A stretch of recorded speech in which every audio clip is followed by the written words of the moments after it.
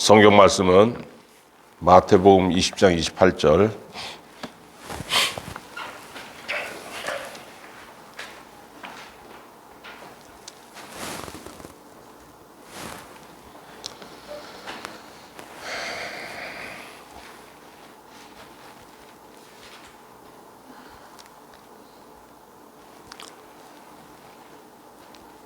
같이 읽겠습니다. 시작.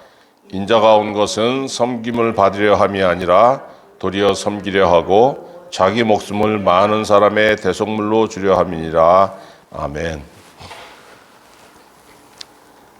여러분, 죄가 뭡니까? 죄.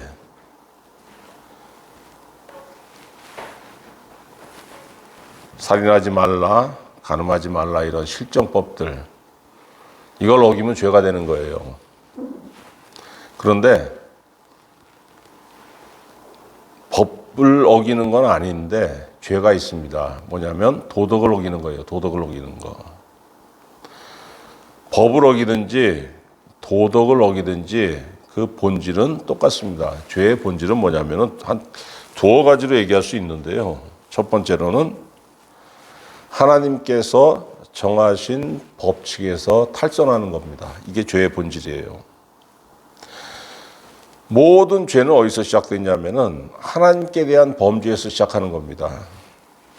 하나님께서 첫사람에게 목표를 주셨습니다. 여러 가지가 있지만은 동산을 지으시고 이 안에서 모든 것이 가능하고 네가 모든 것을 먹을 수 있어. 그런데 딱 하나 지켜야 될 게 뭐냐면은 동산 중앙에 있는 선악을 알게 하는 나무의 열매는 먹지 말라고 하셨습니다. 얼마나 간단합니까? 이게 하나님께서 정하신 유일한 법칙이에요. 그런데 첫사람이 이 목표를 이루기 위해서는 단 하나를 하면 됩니다. 뭘 하면 되냐면은 하나님께 순종하면서 이 목표를 이루어가면 되는 겁니다. 그런데 첫사람이 그 목표를 이루는 데서 탈선했습니다. 왜? 먹지 말라고 하는 나무의 열매를 따서 먹었습니다. 여기서 범죄가 시작되는 거예요.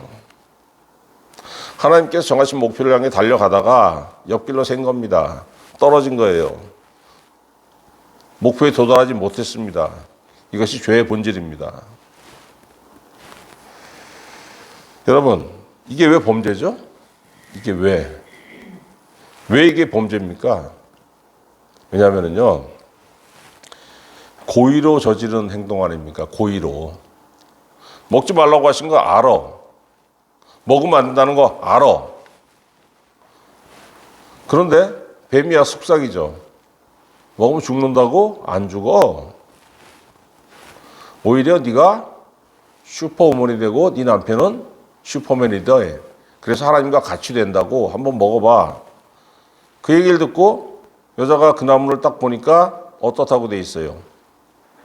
먹음직도 하고 보암직도 하고 지혜롭게 할 만큼 탐스러워 보인지라. 그전에는 먹으면 죽네? 그 이유는 어떻게 됐습니까? 아이고, 먹으니까 끝내주겠네. 생각이 바뀐 겁니다. 일부러 저지른 행동이에요. 자, 범죄의 대가로 뭐가 들어왔습니까? 인간의 삶에 죽음이 들어왔어요. 그리고 하나님께서 지으신 낙원인 에덴 동산에서 추방됐습니다. 창세기 3장 22절에 여호와 하나님이 이르시되 보라, 이 사람이 선악을 아는 일에 우리 중 하나같이 되었으니 그가 그의 손을 들어 생명나무 열매도 따먹고 영생할까 하노라 하시고 여호와 하나님이 에덴 동산에서 그를 내보내어 그의 근원이 된 땅을 갈게 하시니라. 여러분, 이 이유로 인생의 본질이 뭘까? 많은 생각들을 하지만 간단합니다. 첫사람이 범죄의 이유로 인간은 어떤 존재가 됐냐면은 자기 복을 자기 발로 차버리는 존재가 됐어요. 생각해 보세요, 여러분. 우리 삶에서도 다른 사람 생각할 거 없이 내 삶 먼저 생각해 보십시오. 여태까지 살면서 내 앞에 굴러 들어온 복을 얼마나 많이 차버렸습니까? 조금만 노력하고 조금만 긍정적으로 생각하고 조금만 열심을 내면 그걸 내 손에 쥘 수 있고 내가 참 많은 것을 누릴 수 있는데 게으름으로 인해 가지고 나태함으로 인해 가지고 여러 가지 이유 때문에 내 앞에 굴러들어온 복을 얼마나 내가 많이 발로 찼어요. 왜 그랬습니까, 여러분? 이게 인간의 본질이기 때문에 그런 거예요. 그러나 은혜 안에 있는 사람은 자기 앞에 놓인 복을 찾지 않고 그 기회를 잡습니다. 왜? 나한테 없는 본질, 내 본질이 아닌 것. 하나님의 은혜가 내 안에 들어왔기 때문에 그것이 복이야. 그거 잡어. 이것을 알게 하시고 깨닫게 하시기 때문에 그렇습니다. 여러분, 인생에 죽음이 들어왔는데 이 죽음이 인간에게 얼마나 괴롭습니까? 죄로 인해서 들어온 거기 때문에 죄의 대가이기 때문에 인생이 정말 피곤해지는 거예요. 시편 107편 10절 사람이 흑암과 사망의 그늘에 앉으며 곤고와 쇠사슬에 매임은 하나님의 말씀을 거역하며 지존자의 뜻을 멸시함이라. 저 사람이 하나님의 말씀을 거역함으로 인해 가지고 일부러 거역함으로 인해 가지고 그의 삶에 죽음이 들어오고 죽음이 인생의 본질이 되었고 그래서 모든 인생이 어떤 삶을 살게 됩니까? 흑암과 사망의 그늘에 앉으며 곤고와 쇠사슬에 매이게 되었더라. 왜? 하나님의 말씀을 거역했고 지존자의 뜻을 멸시했더니. 우리 삶도 마찬가지잖아요. 또 시편 107편 17절 미련한 자들은 죄악의 길을 따르고 악을 범하기 때문에 고난을 받아 그들은 그들의 모든 음식물을 싫어하게 되어 사망의 문에 이르렀도다. 하나님을 거역하는 삶을 살았더니 죄악의 길을 따랐더니 내가 나도 모르는 사이에 눈 깜빡하는 사이에 사망의 문 앞에 딱 서게 되었다라는 거예요. 왜? 하나님께서 정하신 그 법에서 벗어났더니 그렇다라는 거예요. 이게 죄악의 첫 번째 본질입니다. 두 번째 죄의 본질이 뭐냐면은 하나님께 빚을 지는 겁니다. 우리 믿는 사람들이 정말 많이 하는 기도가 뭐냐면은 주기도문입니다. 주기도문. 주기도문 중에 하나가 마태복음 6장 12절 우리가 우리에게 죄 지은 자를 사하여 준 것 같이 우리 죄를 사하여 주시옵고 이런 구절이 있어요.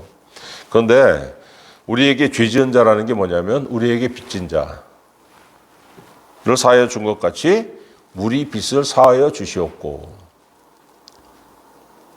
죄는 빚이라는 겁니다. 하나님의 말씀을 어기는 죄를 저질렀더니 그것이 뭐냐면은 하나님께 빚을 지는 거라는 거예요. 이거 어떻게 쉽게 이해할 수 있냐면은 내가 저 사람한테 뭔가를 해야 돼요. 그 의무가 있습니다. 그런데 그 의무를 이행하지 않았더니 어떻게 되는 겁니까?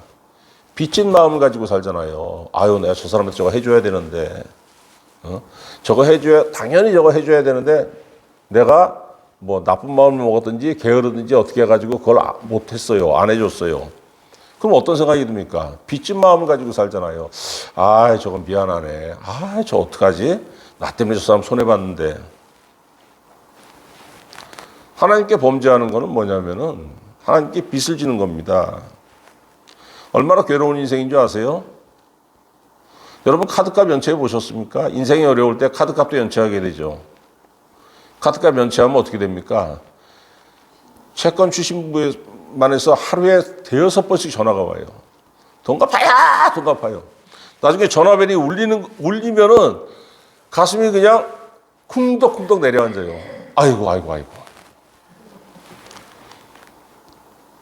사람에게 진 빚도 그런데, 은행에 진 빚도 그런데, 더군다나 이거 사채 빌려 써가지고 안 갚으면 어떻게 됩니까?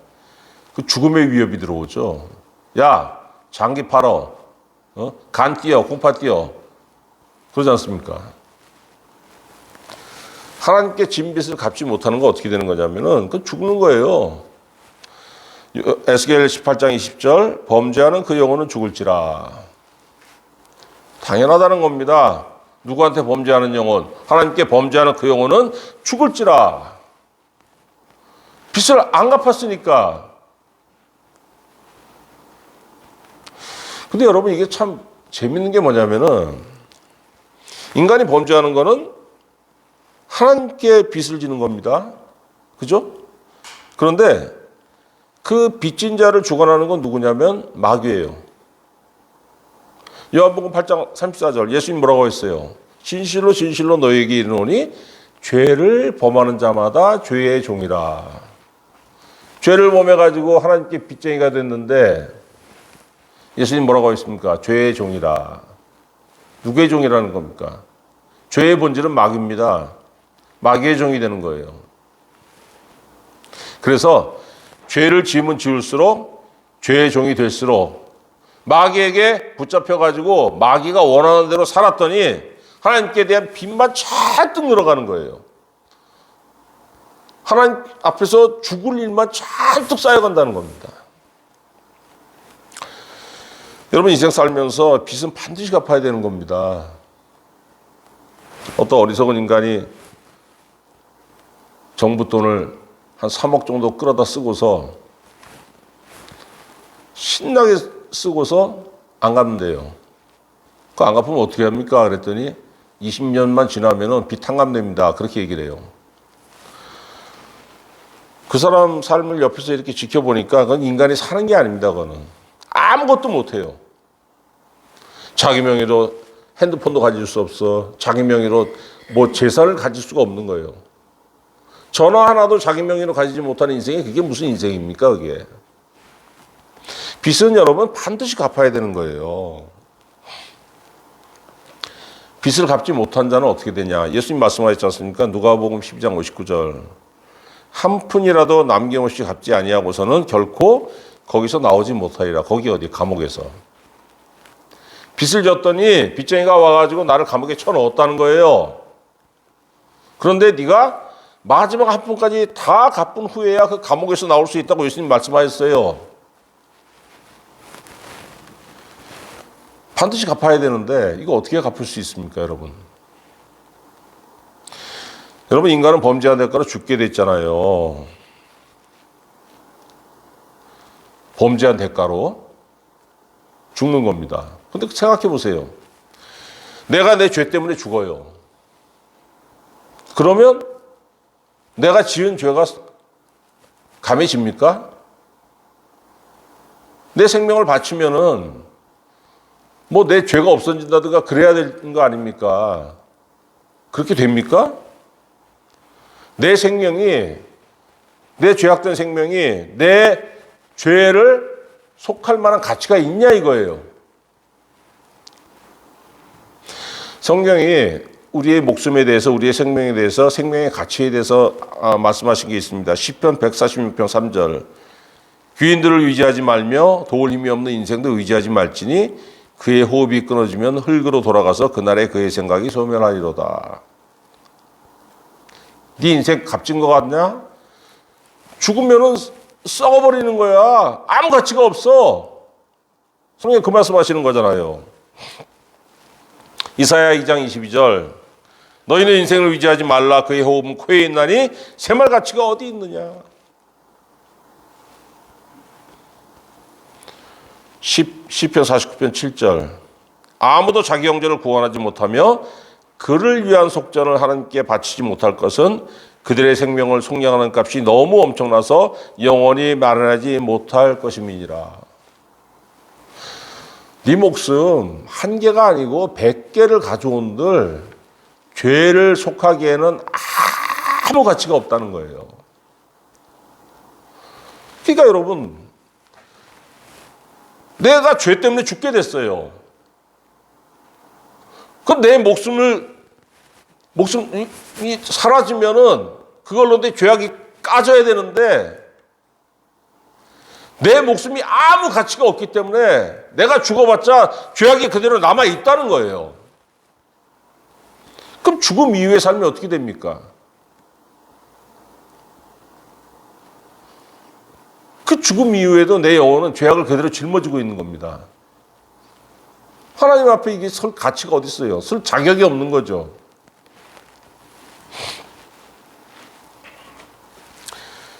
여러분 왜 그럴까 생각해 보세요. 범죄의 대가로 내가 죽게 되었지만은 내 죽음이 속죄의 대가가 되지 못한다는 겁니다. 왜? 자, 쉽게 생각해 봅시다. 마트에 갔어요. 정말 귀한 사과가 있어요. 봤더니 그냥 먹음직스럽고 진짜 그 고급 품종의 사과가 있어요. 가서 딱 하나 딱 들어봤는데 뒷부분을 보니까 이만큼이 썩어 있습니다. 그거 사겠습니까, 여러분? 안 사죠? 왜? 썩은 부분 때문에 그 사과 자체는 귀한 것이로되 그 썩은 부분 때문에 그 사과의 가치가 없는 거예요. 인간의 죄악이라는 건 그렇습니다. 이 죄가 그대로 남아있다면 인간의 생명은 원래 귀한 것이죠. 하나님께서 주신 것이기 때문에 하나님께서 우리를 어떻게 만드셨습니까? 흙으로 빚은 다음에 하나님의 기운을 입으로 훅 불어넣으니까 사람이 살아있는 존재가 됐지 않습니까? 하나님의 형상을 따라서 지어진 존재이기 때문에 우리의 생명은 정말 귀한 겁니다. 그러나 그럼에도 불구하고 죄악을 속하지 못했더니 귀한 사과의 한 부분이 썩어서 가치가 없는 것처럼 우리 삶의 가치가 없어지는 거예요. 생명의 가치가 없다는 겁니다. 이걸 우리의 그 생명을 우리의 안에 들어온 이 범죄를 속할 수 있는 뭔가 있어야 되는데 여러분 이게 이 땅에는 없어요. 이 땅에 그런 것이 어디 있겠습니까? 범죄는 하나님을 거역하는 일은 땅에서 이루어지지만 이 죄를 속하는 것은 땅의 일이 아니고 하늘의 일이에요. 하늘의 일. 하나님만이 할 수 있는 일. 그래서 인간의 죄를 속하기 위해서는 죄악에 오염되지 않은 그 생명이 필요한 겁니다. 하나님께서 신령한 하늘의 생명인 자기 아들의 생명, 예수 그리스도를 육신을 입고 이 땅에 오게 하셔가지고 죄악된 인간의 죄를 대신해서 속죄하게 하셨어요. 육신을 입으신 예수께서 자기 생명을 바침으로 인해 가지고 이것이 바로 대속입니다, 여러분. 대신 속죄한다. 우리가 구속함을 받았다고 그러지 않습니까? 이게 대속이에요. 구원을 위한 대속, 구원을 위한 속죄. 예수님이 우리 죄를 대속하셨습니다.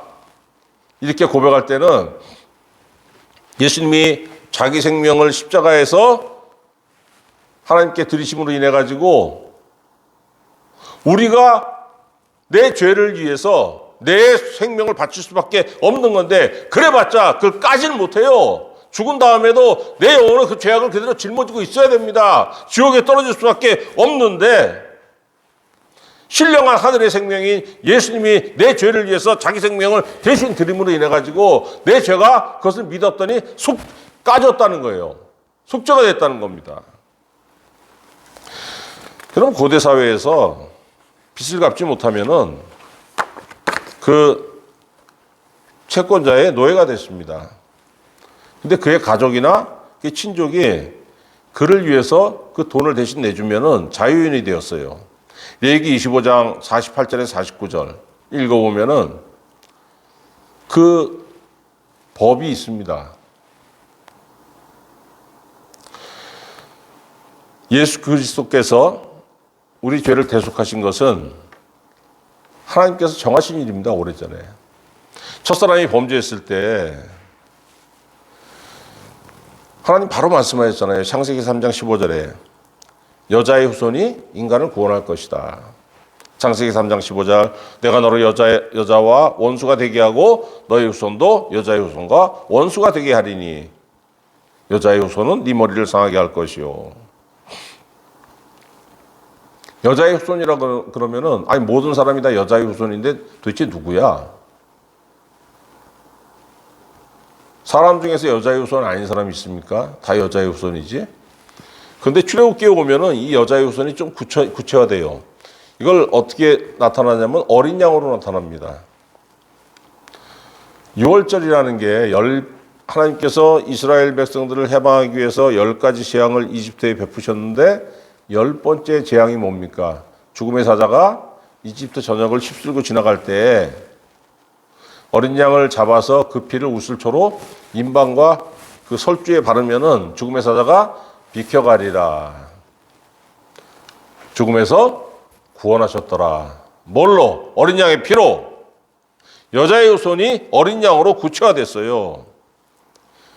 그런데 요한복음 1장 29절에 보니까 예수님이 공생애를 시작하시면서 세례 요한에게 세례를 받으러 나가셨습니다. 그 세례 요한이 예수님께서 자기에게 나오는 것을 보고서 뭐라고 합니까? 보라, 세상 죄를 지고 가는 하나님의 어린 양이로다. 여자의 후손이 출애굽기에 가서 어린 양으로 구체화되고 이 어린 양이 요한복음 1장 29절에 왔더니 그 어린 양이 바로 예수 그리스도더라.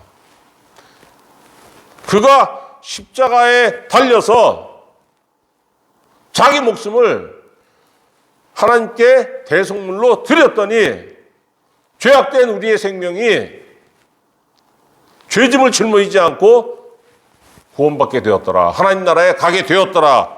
이 말씀하시는 거예요.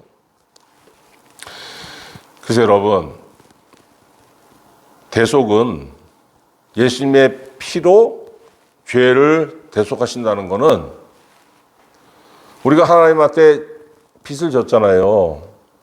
그 빚을 대신 갚아주시는 겁니다. 소유권이 바뀌는 거예요. 소유권이. 자, 첫사람은 하나님의 종이었습니다.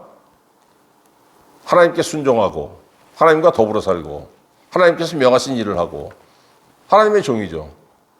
하나님의 아들이면서 하나님의 종. 근데 범죄함으로 인해 가지고 신분이 바뀌어요. 어떻게 됩니까? 마귀의 종으로 전락하는 거예요. 요한일서 3장 8절 죄를 짓는 자는 마귀에게 속하나니.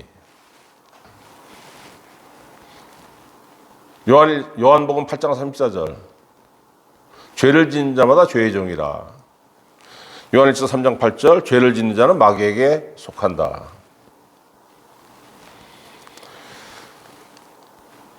범죄함으로 인해 가지고 하나님께서 정하신 법칙에서 탈선함으로 인해 가지고 하나님께 빚진 자가 됨으로 인해 가지고 하나님의 종의 신분에서 뭐가 되냐면 마귀의 종으로 전락하는 거예요. 신분이 뚝 떨어져 버리는 겁니다. 그런데 대속은 하나님께서 정하신 법칙이라 그랬잖아요. 노예를 대속하니까 뭐가 됩니까? 자유인이 되는 겁니다.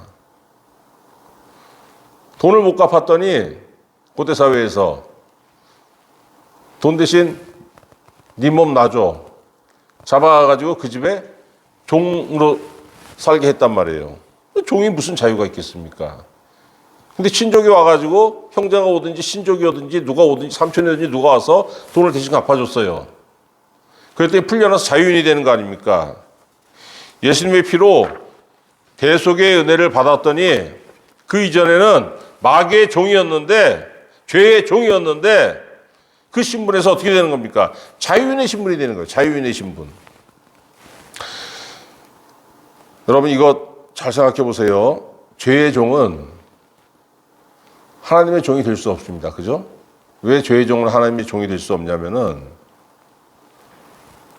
죄의 종은 그 사람의 그 주인이 누굽니까? 죄잖아요. 죄의 본질은 누굽니까? 마귀죠. 마귀가 내 마음을 지배하고 있습니다. 내가 하나님의 종이 되도록 허락합니까? 절대 허락 안 하죠. 그런데 예수님의 피로 대속함을 받았어. 그 은혜를 내가 받아들였어요. 주님을 믿게 됐습니다. 죄의 종에서 풀려났어요. 자유인이 됐습니다. 어떤 자유가 있는 겁니까? 하나님께 순종해야 되겠다. 하나님의 종이 되어야 되겠다. 이 자유가 있는 거예요. 여러분, 진정한 자유는 뭐냐면은, 사람들이 오해하는 게 뭐냐면은, 자유는 여러분, 방탕할 수 있는 자유가 아니에요. 진정한 자유는 뭐냐면은, 내가 하나님께 순종할 수 있는 자유. 그게 뭐야? 여러분, 아무나 순종할 수 있는 줄 아세요? 내 심령 안에 진정한 자유가 있는 자만이, 하나님께 주시는 그 자유의 은혜가 있는 자만이 하나님께 순종할 수 있는 겁니다.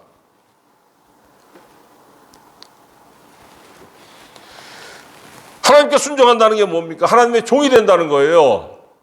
진정한 자유는 하나님의 종이 되는 겁니다. 여기 안에 진정한 자유가 있는 거예요. 로마서 6장 16절, 너희 자신을 종으로 내주어 누구에게 순종하든지 그 순종을 받는 자의 종이 되는 줄 너희가 알지 못하느냐. 네가 네 마음을 마귀에게 열어주었더니 마귀가 네 마음에 들어와가지고 그 너를 붙잡았다. 그랬더니 네가 마귀의 종이 되었고, 네 마음을 하나님께 드렸더니 예수님의 그 대속의 피를 네가 믿어가지고 구원을 받고 네 마음을 하나님께 드렸더니 하나님의 구원의 손길, 은혜의 손길이 내 마음에 쑥 들어와서 나를 딱 붙잡으셨더니 내가 자유인이 되었는데, 그 자유가 어떤 자유입니까? 하나님께 순종하는 자유요, 하나님께 은혜를, 하나님께 기도하는 자유요, 하나님과 동행하는 자유요. 이 사람은 어떤 사람이에요? 하나님의 종이죠. 여러분, 진정한 자유는 하나님의 종이 될 수 있는 자유입니다. 하나님께 순종할 수 있는 자유예요. 죄인은 절대 하지 못하는 겁니다, 이거.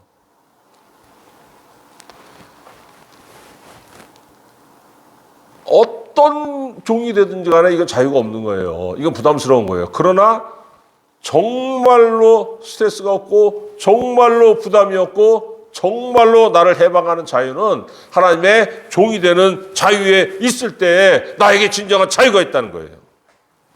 여러분, 믿지 않는 사람이 믿는 사람을 볼 때 어떻게 생각하는 줄 아십니까? 아유, 저것들 계율에 얽매여가지고 맨날 뭐 하면 안 돼, 하면 안 돼, 이거 해야 돼, 하면 안 돼. 그런 계율의 사슬에 얽매인, 그 율법의 사슬에 얽매인 자들로 우리를 봅니다. 우리는 자유가 없고, 믿는 사람은 자유가 없고, 자신들을 자유인이라고 생각해요. 천만의 말씀이죠. 구원받지 못한다는 것은 뭡니까? 하늘의 은혜가 없는 거예요. 하나님께 순종할 수 있는 자유가 없는 삶입니다. 그 사람이 원하든 원하지 않든 그 사람 세상의 종이에요. 그 삶이 얼마나 피폐합니까? 은혜 받은 사람에게, 구원받은 사람에게 다시는 종으로 돌아가지 말라고, 세상의 종으로 돌아가지 말라고 성경에 경고하지 않습니까? 고린도서 7장 23절, 너희는 값으로 사신 것이니, 누구의 값? 예수님의 피값으로 사신 것이니 사람들의 종이 되지 말라. 여러분, 예수님이 세상에 오시기 전에 인간들의 삶은 뭡니까? 흑암과 사망의 그늘, 어두움과 죽음이었다는 거예요. 마태복음 4장 16절, 흑암에 앉은 백성이 큰 빛을 보았고 사망의 땅과 그늘에 앉은 자들에게 빛이 비쳤도다. 예수님이 오신 지 2000년 지났지만은 아직도 이 시대에 예수를 믿지 않으면 어떻게 되는, 그 사람 뭡니까? 그 여전히 흑암과 사망의 그늘에 앉아 있는 거예요. 그러니까 여러분, 이 땅에서 금덩어리를 캐더라도 그게 뭐예요? 그 삶이 그게 얼마나 목마르겠습니까? 마태복음 19장에 보니까 어떤 부자 청년이 예수님께 와가지고 영생에 대해서 질문합니다. 내가 어떤 선한 일을 하여야 영생을 얻으리이까? 그때 예수님 그 사람이 뭐라고 하십니까? 계명을 다 지켜. 그랬더니 뭐라고 답해요? 아이고 선생님, 이런 거 계명은요 제가 어렸을 때부터 다 지켰습니다. 그랬더니 예수님이 21절에 네가 온전하고자 할진대 가서 네 소유를 팔아 가난한 자들에게 주라. 그리하면 하늘에서 보화가 내게 있으리라. 그리고 와서 나를 따르라. 그랬더니 뭐라고 합니까? 그 청년이 재물이 많으므로 이 말씀을 듣고 근심하며 가니라. 영생을 뭘로 생각하는 겁니까? 이 땅에서 내가 캐낸 금덩어리에, 이 땅에서 주게 된 금덩어리를 지키는 수단으로 생각하는 거예요. 재산이라는 건 쉽게 날아갈 수 있으니까 하나님께 지켜주시면 되겠지. 얼마나 그 갈증이 있는 삶이에요. 돈의 노예가 됐으니까 갈증에서 벗어나지 못하니까 예수님한테 와가지고 어떻게 영생을 얻을 수 있습니까? 예수님 말씀하셨잖아요. 재물과 하나님을 겸하여 섬길 수 없다고. 그런데 우리가 잘 알아야 되는 게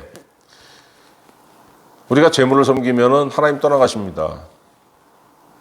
하나님을 섬기면 재물이 떠나갑니까? 아니죠. 오히려 하나님께서 복의 복을 더해 주시죠. 사람들은 이 원리를 몰라요. 요한복음 4장에 보니까 예수님이 수가성에서 누구를 만납니까? 사마리아 여인을 만나잖아요. 요한복음 4장 18절 예수님이 그 여인에게 뭐라고 하시냐면은 너에게 남편 5이 있었고 지금 있는 자도 네 남편이 아니니 네 말이 참되도다. 이 여자 어떤 여자입니까, 여러분? 세상에 갈증이 많은 여자예요. 해결해야 될 게 많은 여자예요. 그런데 그걸 뭘로 해결하려고 했느냐? 남편을 통해서 해결하려고 했습니다. 그래서 이 남자로도 만족이 안 되니까 남자를 바꾸고 또 바꾸고 또 바꾸고 6번째 남자와 같이 살고 있는데 그 남자하고도 결국은 남자를 통해서 자기가 해결할 수 있는 게 아무것도 없었다는 겁니다.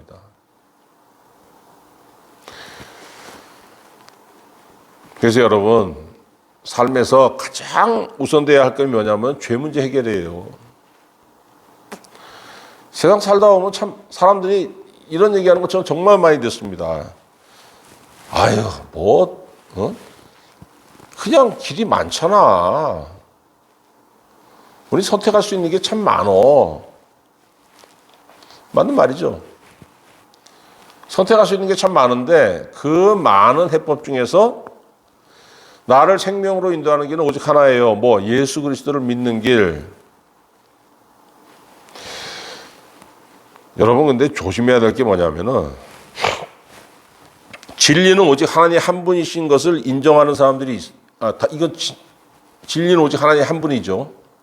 이걸 인정하면서도 어떤 얘기를 하냐면은 자 등산을 해봐. 북한산 봐봐. 북한산 꼭대기는 하나인데 북한산에 올라가는 길이 몇 개야? 저기 진관사에서도 올라갈 수 있고 구기동에서도 올라갈 수 있고 정릉에서도 올라갈 수 있고 평창동에서도 올라갈 수 있고 얼마나 길이 많어. 모든 종교는 산 정상으로 올라가는 그 하나님을 향해서 올라가는 거기 때문에 각 종교마다 다 구원의 진리가 있어. 이렇게 말하는 사람들이 있어요, 여러분. 이걸 뭐라고 하냐면 종교 다원주의라고 합니다. 이 사람들이 기독교를 어떻게 공격하냐면은 왜 모든 종교에 다 진리가 있는데 왜 너희들만 진리라고 왜 그렇게 주장하냐고 기독교는 독선적이라고 얘기합니다. 저도 이 얘기를 처음 들었을 때 30대 얘기를 들었어요. 20대에 들었나? 솔깃하더라고요. 그러네? 그런데 그 이후로 깨닫게 하시는 게 있습니다. 하나님께서 저한테 깨달음을 주셨는데 여러분 우리가 구원받기 위해서 우리가 하나님께 올라갑니까? 이 세상에서 누가 하나님께 올라간 사람이 누가 있습니까? 하나님께 올라갈 수 없는 거예요. 하나님께 올라가서 구원 얻는 사람이 누가 있습니까? 우리가 구원받은 것은 우리가 올라가서 받은 것이 아니고 하늘에 계신 하나님께서 자기 아들을 이 땅에 내려보내셨기 때문에 하늘에서 내려오신 겁니다. 우리를 구원하기 위해서. 하나님께 올라가서 구원받을 수 있는 사람 아무도 없어요. 예수를 제대로 믿는 사람만 하늘에서 내려오는 그 구원의 그 은혜를 받는 것이고 나머지 사람들 하나님께 올라가서 구원받으려고 하는 사람들 다 실패하는 겁니다. 그렇기 때문에 여러분 믿는 사람은 삶이 변합니다. 믿기 전에는 어떤 삶이었어요? 땅에 속한 사람, 하나님과 아무 관계가 없었습니다. 그런데 믿은 이후로는 나는 내 몸은 땅에 있을 때 하늘에서 신령한 은혜가 나에게 내려왔기 때문에 내 안에는 뭐가 있습니까? 내 발은 땅을 딛고 서 있지만 내 안에는 뭐가 있습니까? 하나님께서 채우시는 신령한 은혜가 속에 차고 넘치는 거예요.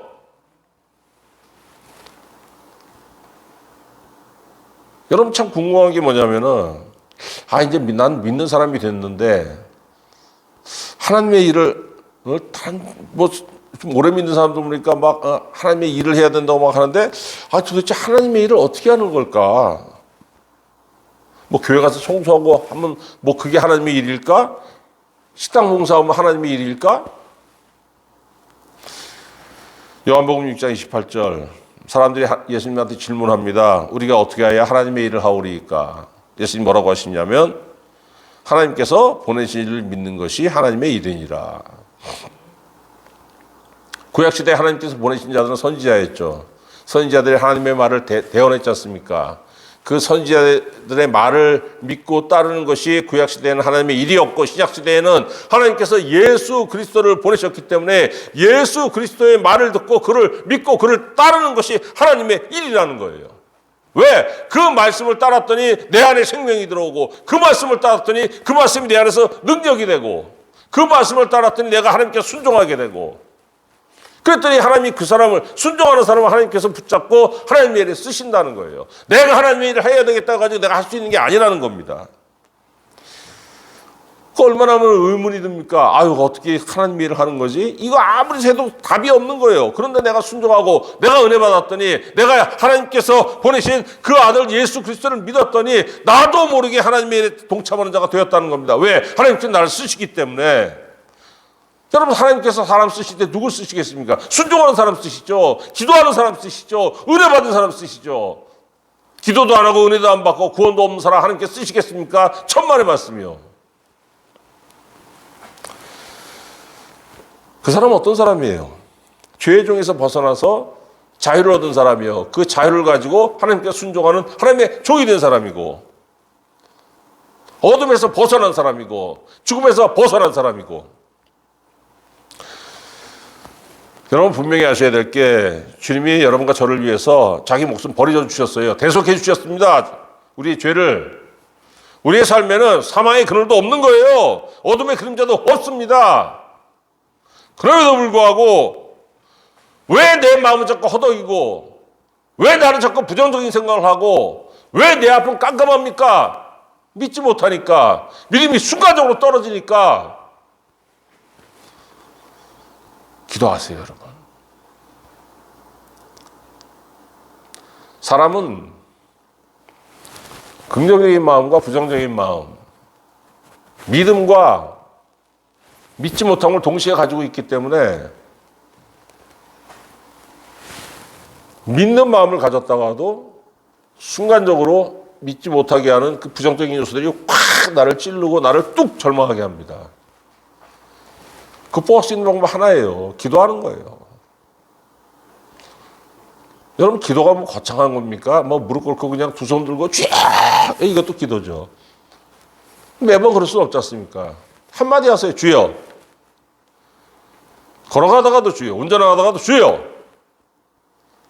누워있다가도 부정적인 생각이 탁 들면 주여 한마디 하면 되는 거예요.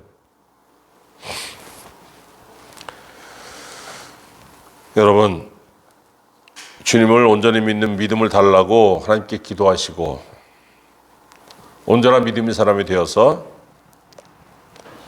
하나님께 주시는 생명을 누리는 성도, 그 대속의 은혜를 받음으로 인해서 믿음의 사람이 되어서 하나님의 일에 참여하는 귀한 은혜의 사람이 되시기를 우리 구주 예수 그리스도의 이름으로 축원합니다. 기도하겠습니다. 하나님 아버지, 하늘을 보고 만족할 수 있고 땅을 보고 만족할 수 있는데 많은 사람들이 땅의 것으로만 만족하려고 합니다.